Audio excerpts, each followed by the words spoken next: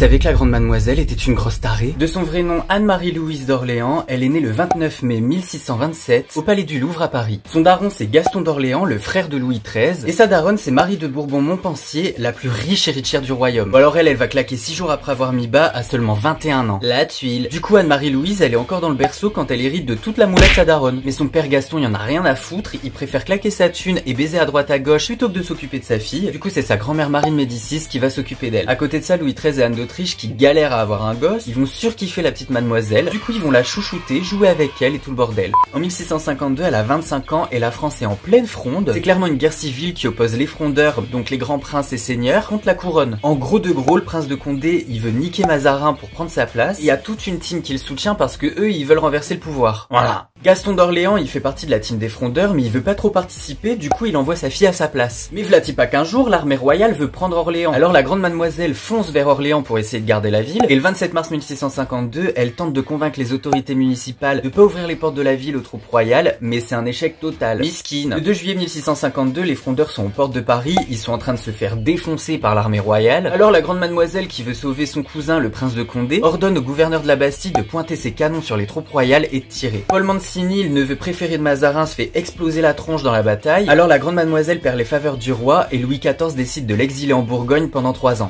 Même si elle est exilée, elle reste extrêmement riche, du coup elle attire beaucoup d'hommes. Ouais parce que les mecs aussi peuvent être des grosses michtos. Le premier mec à vouloir se marier avec elle c'est le futur roi Charles II d'Angleterre. Bon alors le gars c'est son cousin, du coup au final la thune elle va rester dans la famille et le mariage se fera jamais. Ensuite on va parler de la marier au prince de Condé, mais pareil ça tombe à l'eau. Et la grande mademoiselle elle s'en bat les couilles parce que son plus grand rêve c'est de se marier avec son cousin Louis XIV. Mazarin est plutôt chaud parce qu'au moins toute la moula qu'elle a viendra dans la famille royale et n'ira pas chez les Condé. Mais Anne d'Autriche elle veut pas du tout parce qu'elle préférerait un mariage politique. Du coup on va proposer à la grande mademoiselle d'épouser le frère de Louis XIV, Philippe d'Orléans. Mais elle veut pas du tout parce qu'il est trop efféminé pour elle et ils ont 13 ans d'écart. Finalement Louis XIV il décide de marier sa cousine au roi du Portugal Alphonse VI pour contrer l'Espagne. Mais le mec il est complètement taré, il pue la rage, il a des plaies partout sur le corps et en plus il a peur du noir. Alors la grande mademoiselle refuse encore une fois et Louis XIV qui n'accepte pas du tout qu'elle s'oppose à ses ordres décide de l'exiler en Normandie. Du coup elle va en profiter pour gérer ses finances et écrire ses mémoires. Quand elle revient de son exil en Normandie elle va déclencher un énorme scandale à la cour et ça on adore. Elle a 43 ans quand elle rencontre le duc de Lauzun. Alors Louis XIV il l'aime bien parce qu'il sait bien se battre, c'est un peu un clochard colérique. Le mec il est vraiment pas ouf mais étrangement il y a la blinde de meuf à ses pieds. La grande mademoiselle et Lauzun vont commencer à se tourner autour mais ils ont un trop gros décalage parce que la meuf elle est pétée de thunes, c'est la cousine du roi Soleil et lui bah c'est lui. Mais gros drama, le 30 juin 1670, Henriette d'Angleterre crève, alors Philippe d'Orléans se retrouve veuf. Du coup Louis XIV il propose à la grande mademoiselle d'épouser son frère mais encore une fois elle veut pas. Alors pour échapper à ce mariage elle décide de déclarer sa flamme à Lauzun en mode je t'aime épouse-moi. Lauzun il accepte mais il faut l'autorisation du roi, alors la grande mademoiselle va aller voir Louis XIV pour lui demander et il accepte. Bon alors elle est refaite mais tout Versailles est mis au courant et tout le monde s'oppose au mariage. Même la reine Marie-Thérèse veut pas signer l'accord. Ouais parce qu'il fallait la signature du roi et de la reine. C'est un gros scandale, tout le monde se mêle de cette histoire. En plus de ça personne peut blairer la grande mademoiselle parce qu'elle est imbue d'elle-même, trop riche et aigrie. Et finalement Athénaïs de Montespan va dire à Louis XIV de faire annuler le mariage parce que l'opinion publique va se retourner contre lui. 3 jours plus tard il convoque sa cousine et lui annonce la mauvaise nouvelle. Et forcément elle chiale. De rage Lauzun il traite la Montespan. Écoute-moi bien,